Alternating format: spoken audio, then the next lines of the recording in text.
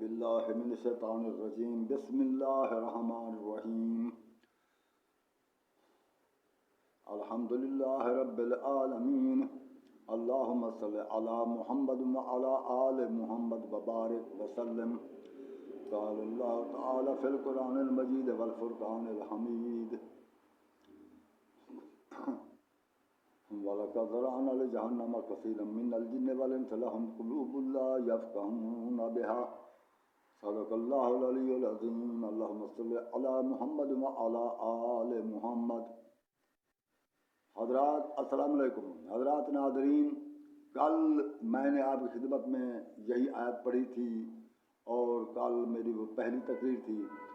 آج بروز بدھ تاریخ 11 اکتوبر 2023 آج میرا دوسرا خطبہ ہے۔ مہربانی کر کے میرے خطبات کو سبسکرائب کریں، شیئر کریں، خود سنیں، توجہ سے سنیں اور اپنے دوستوں کو سنائیں، کیونکہ میں علمی گفتگو کرتا ہوں۔ ایسے میں کسی کے مذہب کے خلاف نہیں، نہ کوئی حکومت کے خلاف ہوں، نہ میرا کوئی سیاسی مسئلہ ہے، نہ یہ کوئی فضول تماشا کہانی ہے۔ آپ ذرا اپنے دل و دماغ کو توجہ کر کے سنیں گے تو انشاءاللہ العزیز آپ علم حاصل کریں گے۔ تو کل جو میں نے تقریر کی تھی، تقریر اس موضوع پر تھی کہ ہم نے سوچنا ہے، یہ قرآن نے فرض کر دیا ہے کہ میں نے جو آیت کل بھی پڑھی تھی آج بھی، کہ ہم نے بہت سے جنوں اور انسانوں کو جہنم کے لیے پیدا کیا ہے، کیونکہ ہم نے ان کو دل دیے تھے، وہ سوچتے نہ تھے۔ تو سوچنا عادل قرآن ہم پر فرض ہے۔ اب سوچنے کا طریقہ جو میں نے کل بیان کیا تھا کچھ، اور آئندہ بھی بیان کر رہا ہوں اور کرتا رہوں گا، اسے فلسفہ کہتے ہیں۔ سوچنے کے علم کو فلسفہ کہتے ہیں۔ تو کل میں نے ایک تو یہ کام کیا کہ پوری دنیا کو ایک جنس الاجناس قرار دے کر اسے دو جنسوں میں تقسیم کیا، یعنی جاندار اور غیر جاندار، اور پھر جاندار کو دو جنسوں میں تقسیم کیا ہے، یعنی کہ نباتات اور حیوانات۔ پھر حیوانات کو دو انواع میں تقسیم کیا۔ پہلی نوع ایک تو یہ کہ حیوان مطلق، اور دوسری نوع حیوان مفکر و متعلم۔ تو انسان حیوان مفکر اور متعلم ہے۔ یہ صفت چاہے کوئی گونگا ہو، اندھا ہو، بہرا ہو، یہ سوچنے کی صفت ہر ایک میں ہوتی ہے، مگر وہ سوچتے ایک محدود حد تک ہے، یعنی اپنے کاروبار تک سوچتے ہیں، اپنی مشکلات کو دور کرنے کے لیے سوچتے ہیں، اس سے علاوہ اور کچھ نہیں سوچتے۔ حالانکہ سوچنا چاہیے ہمیں پوری کائنات کے متعلق، اور ہمیں ہر بات کے متعلق سوچنا چاہیے۔ کسی کی ایسے بلا سوچے سمجھے تقلید کرنا گویا اس کو اللہ اور رسول کا مقام دینا ہے، تو ایسا کام نہ کریں ورنہ یہ شرک ہے۔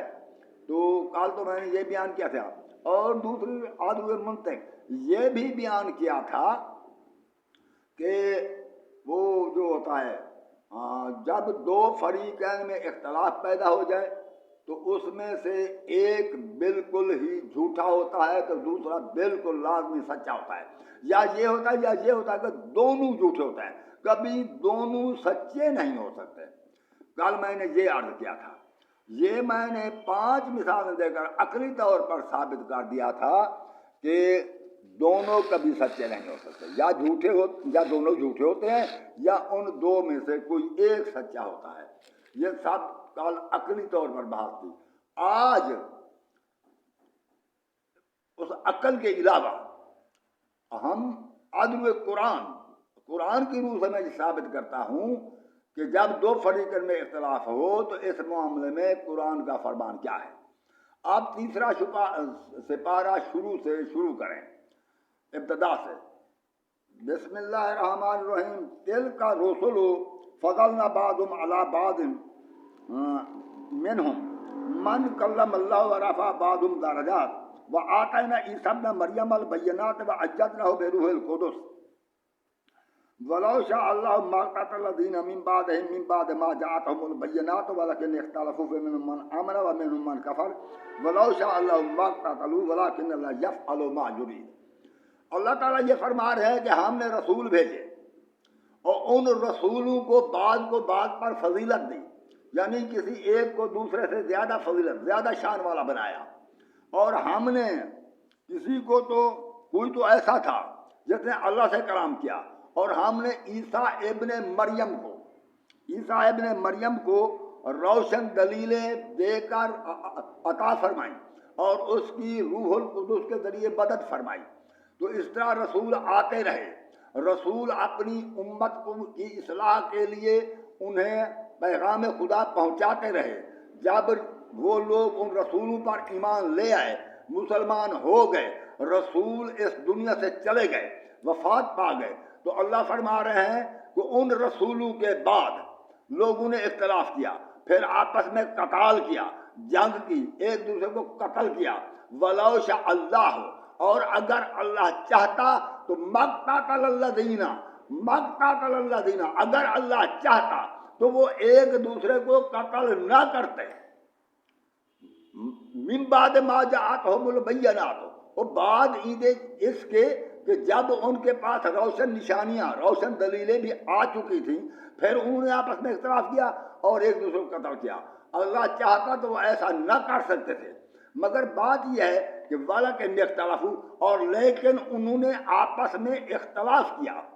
جب انہوں نے آپس میں اختلاف کیا تو اس اختلاف کی وجہ سے انہوں نے فَمِنْهُمْ مَنْ آمَنَ، ایک تو ایمان پر رہا، جب ان میں اختلاف ہوا تو ایک ایمان پر رہا، فَمِنْهُمْ مَنْ کَفَرَ، اور دوسرا مطلب ہے کفر پر۔ تو فَمِنْهُمْ مَنْ کَفَرَ، ایک ایمان پر رہا اور دوسرا کفر پر ہو گیا۔ اس میں بھی وہی بات ہے کہ جو ایمان پر رہا یعنی وہ حق پر تھا، یعنی وہ سچا تھا، وَمَنْ کَفَرَ، اور دوسرا جس نے کفر کیا۔ یہ کفر صریح نہیں ہے، بلکہ جس بات میں اختلاف کیا اس بات میں ایک فریق باطل پر تھا، قرآن کا فرمان یہ ہے، اور ایک فریق حق پر تھا۔ تو انہوں نے جس بات پر اختلاف کیا تو اس میں ایک فریق تو باطل پر تھا اور دوسرا فریق جو تھا وہ حق پر تھا۔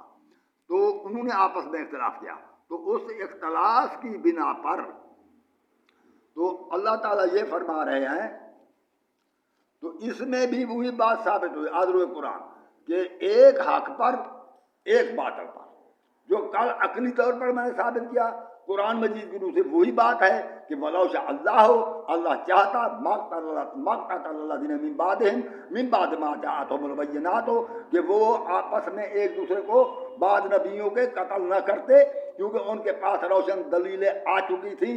وَلَكِنْ اخْتَلَفُوا، اور لیکن انہوں نے اختلاف کیا۔ جب انہوں نے اختلاف کیا تو اختلاف کی صورت میں فَمِنْهُمْ مَنْ آمَنَ، ایک فریق تو ایمان پر رہا، وَمِنْهُمْ مَنْ کَفَرَ، اور دوسرا فریق کفر پر ہو گیا، یعنی باطل پر تھا، ایک حق پر تھا دوسرا باطل پر تھا۔ تو قرآن مجید نے بھی اس بات کی تصدیق کر دی ہے کہ جب دو میں اختلاف ہوتا ہے تو ایک حق پر اور ایک باطل پر ہوتا ہے۔ تو یہ بات اب پختہ ہو گئی۔ اس بات پر بیان ختم ہوا کہ جب دو فریق اختلاف کریں تو ایک حق پر ایک باطل پر، یہ فرمان قرآن ہے۔ اور ہماری عقل جو کچھ ہمیں کہتی ہے وہ یہ کہتی ہے کہ جب اختلاف ہو جائے یا تو دو میں سے، ان دو میں سے یا تو یہ ہوتا ہے کہ ان دو میں سے کوئی ایک سچا ہوتا ہے دوسرا جھوٹا، یا یہ ہوتا ہے کہ دونوں کے دونوں جھوٹے ہوتا ہے، دونوں سچے کبھی نہیں ہو سکتے۔ یہ آپ سوچ سکتے ہیں۔ تو اب آج جو میں بیان کرنے والا ہوں، کل اس حد تک میں نے بیان کیا کہ ایک جنس الاجناس ہوتی ہے، اور جنس الاجناس کو پھر ہم جنسوں میں تقسیم کیا، اور جنسوں کو پھر انواع میں تقسیم کیا، تو آخری نوع جو تھی وہ انسان۔ اور انسان کی حد فاصل یہ ہے کہ وہ مفکر بھی ہوتا ہے، فکر کرتا ہے، سوچتا ہے اور سیکھتا بھی ہے۔ حد فاصل ایسی صفت کو کہتے ہیں جو فطری طور پر وہ ایسی صفت ہو، موجود ہو کسی نوع میں، کہ وہ نوع کے تمام افراد میں پائی جاتی ہو۔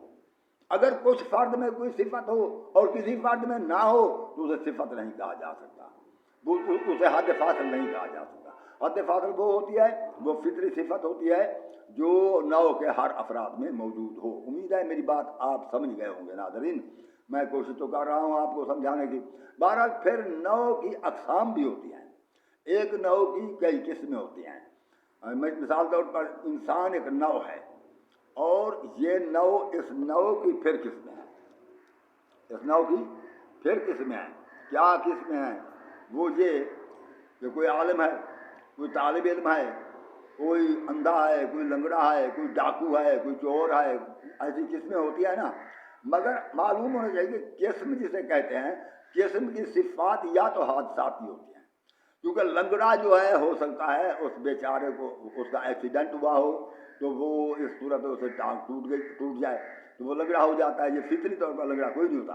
یا ماں کے پیٹ میں کوئی ایسی بیماری پیدا ہو کہ وہ بچہ اپاہج پیدا ہو، یعنی کہ عقل سے فارغ، دماغ سے فارغ پیدا ہو، یا یہ ہے کہ وہ لنگڑا یا لولا پیدا ہو، تو ماں کے جسم میں بھی پیٹ میں بھی کسی بیماری کی وجہ سے یہ کچھ واقعہ ہو جاتا ہے۔ اور اسی طرح باقی دوسری صفت یہ تو ایک تو حادثاتی ہے، دوسری صفت اس طرح پیدا کی جاتی ہے کہ انسان جو اپنے اندر اکتسابی طور پر کوئی صفت پیدا کر لے تو وہ اس نوع کی قسم ہوتا ہے۔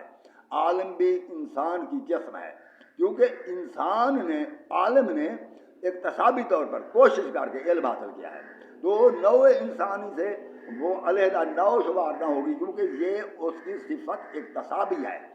اور اسی طرح طالب علم اکتسابی صفت ہے، ڈاکٹر، انجینئر، سائنسدان، مطلب وکیل، جج، سیاستدان، یہ سب اکتسابی صفتیں ہیں۔ جب اکتسابی جب کسی انسان، کوئی انسان اپنی کوشش سے اپنے اندر کچھ اچھے صفات یا برے صفات پیدا کر لیتا ہے تو وہ اپنے نوع کی قسم کہلاتی ہے۔ مگر نوع جو ہوتی ہے، نوع کی جو صفت حد فاصل تمام افراد میں پائی جاتی ہے وہ فطری ہوتی ہے۔ وہ حد فاصل ایسی صفت ہوتی ہے فطری طور پر جو نوع کے تمام افراد میں ہو، مگر اکتسابی صفتیں جو ہیں وہ تو جو کوشش کرتا ہے تو وہ حاصل کر لیتا ہے۔ کوئی عالم بنتا ہے، کوئی وکیل بنتا ہے، کوئی جج بنتا ہے، کوئی سیاستدان بنتا ہے، جو اپنی کوشش سے بنتا ہے۔ یہ صفات اکتسابی ہیں۔ اگر اکتسابی طور پر کوئی اپنے اندر کوئی صفت پیدا کر لے تو وہ اس نوع کی قسم کہلائے گی، علیحدہ نوع نہ ہو۔ آپ نے اس حد تک سمجھ لیا۔ اب بات یہ ہے کہ نوع اور قسم کا فرق بھی آپ نے جان لیا، تو اس چیز کو نوع اور اس چیز کو قسم کہتے ہیں۔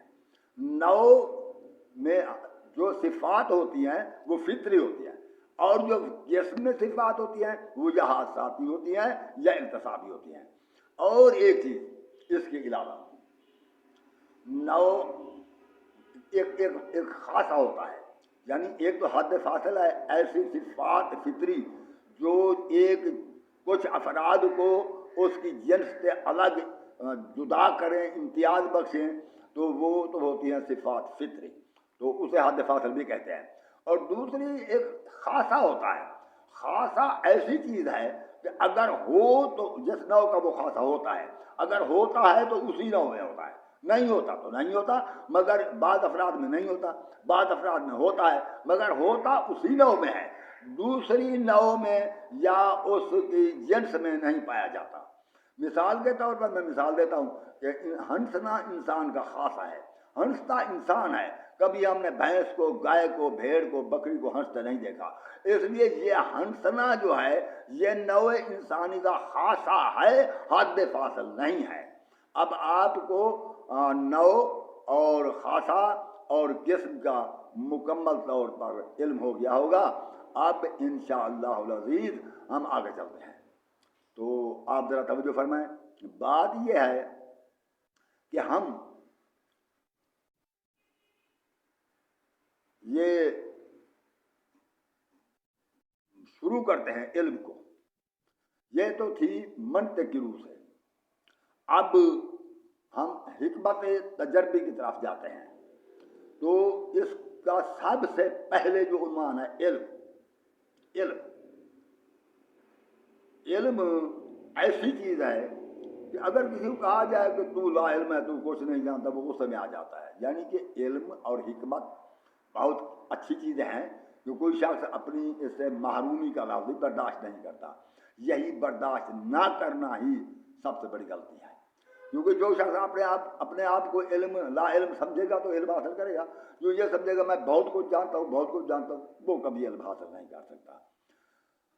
ہاں میں عرض کر رہا تھا فکر کے متعلق سوچنا تو آدر ہوئے قرآن بھی میں نے آپ سے وہ عرض کر دیا کہ سورۃ اعراف کی آیت نمبر 179 میں تو ہے کہ سوچنا ضرور ہے, سوچنا فرض ہے.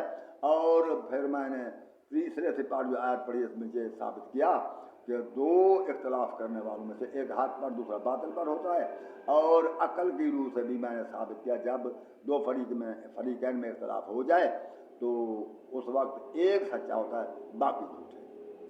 تو فریقین کا مقصد یہ نہیں, مثال طور پہ امریکہ, برطانیہ, ایسٹران, فرانس یہ اتحاد کر کے کسی ملک نہ لڑ جائیں اور جس ملک نہ وہ لڑ رہے ہوں تو وہ یہ نہیں کہا جا سکتا کہ وہ 3 فریق ہیں اور چوتھا وہ ہے جس سے وہ لڑ رہے ہیں. یہ نہیں, بلکہ وہ لڑنے میں سب ایک ہو گئے ہیں تو اس لیے وہ ایک فریق شمار ہوگا. اب جس سے یہ لڑ رہے ہیں یا تو وہ حق پر ہوگا یا یہ حق پر ہوں گے, تو یہ 2 فریق ہوتے ہیں. تو اس کی تو وضاحت میرے خیال میں کافی ہوگی. تو اب ہم حکمت تجربی کے ساتھ سوچنا شروع کرتے ہیں. سوچنا کس طرح ہے یا اسے حکمت تجربی سمجھے. گزارش ہے پہلا عنوان جس پر میں بات کرنا چاہتا ہوں وہ ہے علم. پہلا عنوان وہ ہے علم. پھر علم کی 2 اقسام ہیں. ایک ہے علم بدہی, دوسرا ہے علم نظری. بدیہات عربی زبان کا لفظ ہے. بدہی چیز وہ ہوتی ہے جو سامنے موجود ہو. میں آپ کے سامنے موجود ہوں, آپ مجھے دیکھ رہے ہیں, میری بات کو سن رہے ہیں, تو میں بدہی طور پر آپ موجود ہوں. خود موجود نہیں ہوں, بہرحال تصویر موجود ہے, آپ کو میرے متعلق سب چیز کا علم ہو سکتا ہے. سورج موجود ہے, ہمیں اس کا بدہی طور پر علم ہے. زمین, ستارے, چاند, لوہا, سونا, چاندی, جو چیز ہوا سے خمسہ کے مشاہدے میں آ سکتی ہے وہ بدہی ہے. یعنی جیسے ہوا ہے وہ بدہی ہے, بجلی ہے بدہی ہے, کیونکہ کہیں نہ کسی صورت وہ ہمارے فعل کے اثر کے لحاظ سے یا فعل کے لحاظ سے کسی صورت یا جسم کے لحاظ سے ہمارے ہوا سے خمسہ میں آ سکتی ہے, وہ بدہی ہے. اور یہ بدہی چیزوں کا علم جو ہے ہم مشاہدہ سے کرتے ہیں, یا مشاہدہ اور تجربہ بھی کرتے ہیں اور مشاہدہ سے بھی کرتے ہیں. اگر پانی پر تجربہ کیا, پانی کئی جیسے تجربات ہو سکتے ہیں پانی پر کہ پانی بھاری ہے, کسی مواد کو صاف کرتا ہے, میل کچیل کو اپنے اندر لے لیتا ہے, جیسے کہ یورینیم کو صاف کر لیا بھاری پانی سے, یا کسی اور چیز کے پارا کو صاف کر لیا. تو یعنی کہ پانی یہ بھی کام کرتا ہے. پانی دیگر بہت سی چیزوں کے کام آ رہا ہے, مگر اس کے علاوہ پانی کا تجزیہ کر کے ہائیڈروجن آکسیجن میں اسے تبدیل کیا جا سکتا ہے, اور پانی کا پریشر سے بھی ہم کام لے سکتے ہیں. یہ سارے کام جو ہے پانی کر رہا ہے. پانی پر تجربہ کرنے سے ہی پتہ چلتا ہے کہ پانی پر جب ہم تجربہ کرتے ہیں, مزید تجربات کرنے جیسے ہائیڈرولک تجربات کیے جاتے ہیں اور اسی طرح اس کو تجزیہ کرنا تجربات, تو پانی پر تجربات کرنے سے ہی معلوم ہوگا کہ یہ پانی یہ کام کر رہا ہے. تو بات یہ اسی طرح بدیہات جو ہیں ان کا علم مشاہدہ اور تجربہ سے حاصل کیا جا سکتا ہے. اور دوسرا ہے علم نظری. علم نظری وہ چیز ہے, وہ ایسی چیزوں کے متعلق علم ہوتا ہے جو مشاہدہ میں نہ آ سکیں, تو ان کو علم نظری کہا جاتا ہے. ان کے متعلق انسان عقل سے سوچ کر کوئی نہ کوئی نظریہ قائم کرتا ہے, اسے علم نظری کہتے ہیں. یہ علم نظری کی پھر 2 قسمیں ہیں. ایک تو ہے علم معتبر منقول, دوسرا ہے علم معقول. دیکھو نا, علم کی 2 قسمیں تھیں. پہلی قسم ہمیں علم بدہی مطلب کہا ہے, اور دوسری قسم علم نظری. اب یہ علم نظری کی اب پھر 2 قسمیں. علم نظری کی تعریف میں نے کر دی ہے کہ جو چیز تجربے مشاہدے میں نہ آ سکے اس چیز کے علم کو علم بدہی کہتے ہیں, جو ہوا سے خمسہ کی ذات میں نہ آ سکے. ہوا سے خمسہ تو آپ ویسے جانتے ہوں گے نا کہ ہماری حصہ ہے دیکھنا, مس کرنا. ہمیں یہاں پر چونٹی چلے تو ہمیں رخسار پر پتہ چل جاتا ہے کہ یہاں پر کوئی چونٹی ہے, تو مس کرنا یہ علم بدہی ہے. ہوا سے خمسہ ہے, دیکھنا, حس لانسا، حس شامع سوگنا، اور حس سامع سننا، اور حس ذائقہ چکھنا کسی چیز کا، یہ حواس خمسہ ہوتے ہیں۔ تو یہ حواس خمسہ کی زد میں جس چیز کو حواس خمسہ محسوس نہ کر سکیں اس کے متعلق عقل کی روح سے سوچا جاتا ہے، تو ایسے علم کو علم نظری کہتے ہیں۔ تو علم نظری کی دو قسمیں میں عرض کر رہا تھا، ایک معتبر منقول اور دوسرے معقول۔ معتبر منقول وہ ہے کہ جس کے متعلق مکمل یقین ہو کہ یہ غلط نہیں ہو سکتا، تو وہ معتبر منقول ہے۔ منقول کے معنی نقل کرنا، ہم جس چیز سے نقل کریں گے وہ پہلے اس چیز کا ہم اندازہ کریں گے کیا یہ معتبر ہے، قابل اعتبار ہے، کہیں کسی مقام پر اس کا کوئی بیانیہ غلط نہیں ہو جائے گا۔ جب ہمیں یقین ہو جائے گا کہ یہ معتبر ہے تو اس سے جو نقل شدہ ہے، جو اس میں علم آ چکا ہے، جب اس کو پڑھیں گے تو اسے معتبر منقول کہا جاتا ہے، اس سے علم حاصل ہوتا ہے۔ معتبر منقول میں سے جیسے کہ 4 کتابیں آسمانی ہیں، یعنی تورات، زبور، انجیل اور قرآن مجید، یہ معتبر منقول ہے۔ اس کے علاوہ جو سائنسدانوں نے تجربات کرنے کے بعد جو کوئی لکھ دیا جیسے کہ ایٹم کے متعلق، تو وہ بھی معتبر منقول ہے، کیونکہ انہوں نے تجربہ مشاہدہ کے بعد لکھا ہے، تو وہ بھی معتبر منقول میں شمار ہوتا ہے۔ اگر ایک شخص خود نہیں جانتا تو وہ سائنس کی کتابوں سے علم حاصل کر سکتا ہے، تو یہ معتبر منقول میں سے ہے۔ تو ہم اس طریقے سے معتبر منقول، اور ایک بات یہ ہوتی ہے کہ وہ نہ تو منقولات سے ہمیں کوئی شے نہیں ملتی، پھر عقل سے ہی سوچنا ہوتا ہے، صرف عقل ہی کے محتاج ہوتے ہیں کہ آیا ہم کس طرح سوچیں، یہ چیز کس طرح ہے، کیسے ہے۔ جو ہم سوچ کر مشاہدہ کرنے کے بعد، کافی سوچ و بچار کے بعد، تو پھر ہم اس کو نظریے کا نام دیتے ہیں۔ انسان کی شخصیت اس کے نظریات کا مجموعہ ہے، میری یہ بات سن لیں۔ انسان کی شخصیت کار، موٹر سائیکل، مشینوں، مکانوں سے نہیں بنتی، انسان کی شخصیت علم سے بنتی ہے، اور علم جو ہے، علم حاصل کرنے کے بعد جو ہم نظریات قائم کرتے ہیں وہی ہماری شخصیت ہوتی ہے۔ اگر ہمارے نظریات صحیح تو ہماری شخصیت صحیح، اگر ہمارے نظریات غلط تو ہماری شخصیت بھی غلط، ہم کچھ نہ ہوئے۔ تو پھر ہم نظریات قائم کرتے ہیں۔ بات یہ ہے کہ جو معقول ہے ہمیں معتبر منقول سے نہیں ملتا، بدیہات میں سے نہیں ہے، جو بالکل معقول ہے۔ معقول کس طرح سوچا جائے؟ معقول اس طرح سوچا جاتا ہے کہ معقول کے متعلق جب سوچتے ہیں، کوئی نتیجہ اخذ کرتے ہیں، وہ اس طرح ہوتا ہے کہ ہم علت کو دیکھتے ہیں، سبب کو دیکھتے ہیں کہ یہ سبب پیدا ہو گیا تو اس سبب کے متعلق آگے یہ کام ہوگا۔ اگر سبب پیدا ہو گیا تو کام یہ ہوگا۔ مثال طور بادل بناتے ہیں، اگر ٹھنڈی ہوا چلتی ہے ہم سمجھ جاتے ہیں کہ بارش ہونے والی ہے۔ اگر بہت ٹھنڈی ہوا چلے تو ہم سمجھ جاتے ہیں اولے پڑنے والے ہیں۔ اگر بادل کو خاکستری خاکی رنگ میں دیکھیں ہم سمجھتے ہیں کہ اولے پڑنے والے ہیں۔ اگر سرخ رنگ میں دیکھیں تو ہم سمجھتے ہیں کہ اتنے زبردست اولے پڑیں گے کہ خون ریزی ہوگی۔ اگر پورے آسمان پر کچھ کافی سارے علاقے میں سرخی چھائی دیکھیں تو ہم سمجھیں گے اب قتل و غارت یا خون ریزی ہونے والی ہے۔ یعنی اس طرح اگر بادل سیاہ بادل آتے دیکھیں ہم سمجھ جاتے ہیں اس میں آندھی بھی ہے۔ تو یہ اس قسم کے یعنی کہ علامات جو ہوتی ہیں ان علامات کو علت کہا جاتا ہے۔ تو جب علت کو دیکھتے ہیں تو آگے اس کا جو معلول ہے وہ ہمیں معلوم ہو جاتا ہے۔ تو یہ دوسری بات یہ ہے کہ ہم اگر صرف معلول کو دیکھیں تو پھر ہم اس کی علت کا اندازہ لگا سکتے ہیں۔ مثال کے طور پر آپ دیکھتے ہیں کہیں کوئی مکان بنا ہوا ہے اور مکان کے اندر کوئی نہیں ہے، آپ نے مکان کو بنتا ہوا بھی نہیں دیکھا، آپ نے یہ دیکھا ہے کہ مکان بنا ہوا ہے، تو پھر آپ ضرور لا محالہ یہ سمجھ جائیں گے یہ جو مکان بنا ہوا ہے اسے کسی نے بنایا ہوگا۔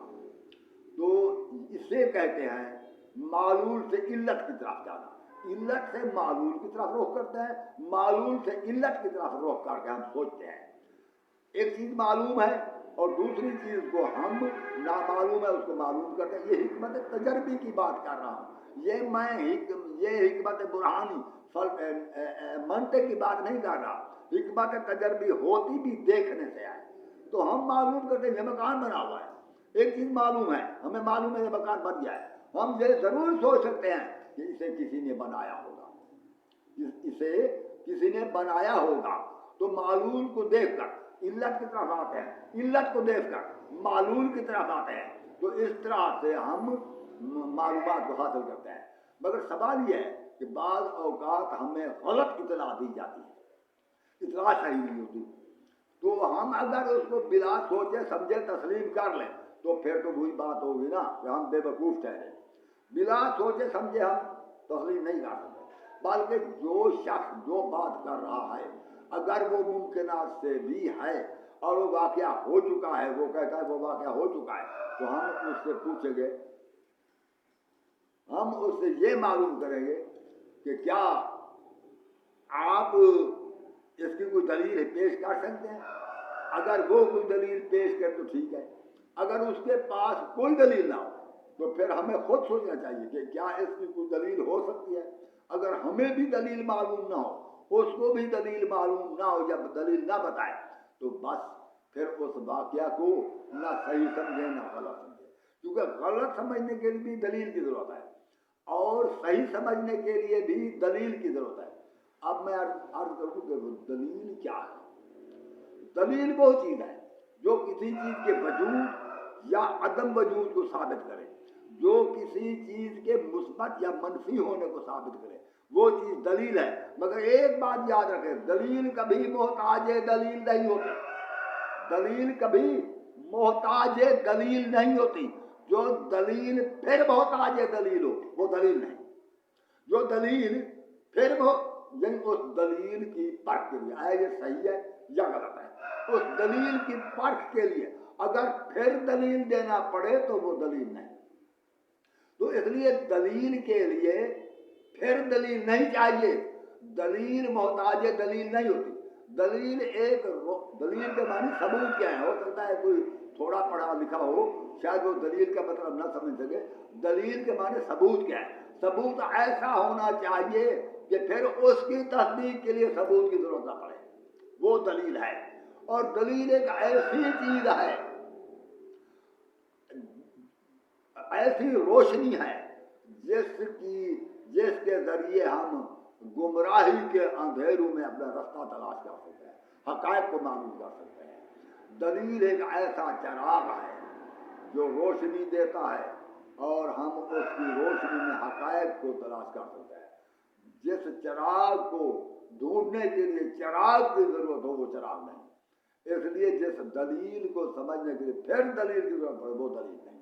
دلیل کا دلیل مضبوط دلیل جس کے رد کوئی نہ ہو, ناقابل تردید دلیل جو ہو وہ دلیل ہو سکتی ہے. دلیل ہمیشہ ناقابل تردید ہوتی ہے. اب سوال یہ ہے کہ دلیل ہم کہاں سے لیں. بات یہ ہے دلیل ہم کہاں سے لیں. دلیل یا تو معتبر منقول سے لی جا سکتی ہے یا دلیل بدیہات سے. اگر کوئی چیز دنیا کے متعلق ہے یا دین کے متعلق ہے, اس سے بدیہات سے یعنی کہ واضح چیزیں جو موجود ہیں ان سے دلیل کوئی مل سکے تو ٹھیک ہے, ورنہ اگر قرآن مجید سے دلیل مل سکے تو ٹھیک ہے, تو وہ معتبر منقول ہے, اس پر اعتبار ہے. اگر قرآن مجید سے نہ مل سکے تورات سے ملے, زبور سے ملے, انجیل سے ملے. ہاں ایک بات ہے, بعض ہمارے علماء کہتے ہیں کہ یہ تورات اور زبور کی ضرورت نہیں ہے. اب قرآن آ گیا, ان کو اتنا معلوم نہیں ہے کہ قرآن مجید جب آیا اس وقت یہودی اور عیسائی پہلے موجود تھے. وہ تورات اور انجیل کو پڑھتے تھے کیونکہ تورات اور انجیل کا وہ علم حاصل کر چکے تھے. جو کچھ تورات اور انجیل میں پیش گوئیاں کی گئی ہیں, جو کچھ فرمایا گیا ہے, تو وہ قرآن مجید میں ان باتوں کا نہایت اختصار کے ساتھ حکم آیا, تفصیل بیان نہیں کی گئی. تو اس لیے قرآن مجید کو ہم ان کتاب کو چھوڑ نہیں سکتے. مگر یہ کہ چونکہ جو قرآن میں اختصار کے ساتھ جو بات دیکھیں گے ان کی تفصیل معلوم کرنی, تورات کو معلوم کرنے کے لیے تورات اور انجیل کی طرف جائیں گے. سوال یہ قرآن میں مختصر کیوں بیان کیا گیا ہے. مختصر اس لیے بیان کیا گیا ہے کہ وہ یہودی عیسائی جو پہلے تورات اور انجیل کو پڑھ چکے تھے وہ ان واقعات کی تفصیل سے واقف تھے، اس لیے پھر اس کو مختصر طور پر بیان کر کے یہ سمجھا دیا گیا کہ یہ واقعہ جب یہ واقعہ ظاہر ہوگا کیونکہ تفصیل سے واقف ہو چکے، پھر واقعہ کا نام لیا جب یہ ظاہر ہوگا تو یہ ایسا ہو جائے گا، تو قرآن بھی مختصر طور پر بیان کیا گیا ہے۔ تو اس لیے وہ ان کتابوں سے جو چیز ہم دیکھیں یا قرآن مجید سے پھر دلیل کی ضرورت نہیں ہے، یا پھر دلیل کو بدیہات سے ثابت کریں، یعنی دلیل بدیہات سے دی جا سکتی ہے یا معتبر منقول سے دی جا سکتی ہے، ان دو ذرائع کے علاوہ اور کوئی ذریعہ نہیں۔ آپ حدیث لیں تو قرآن سے اس کی مطابقت کرنا ہوگی کیونکہ موت پر منقول قرآن ہے، اگر حدیث رسول کریم کی ہے تو وہ رسول کریم کی حدیث قرآن سے ثابت ہوگی۔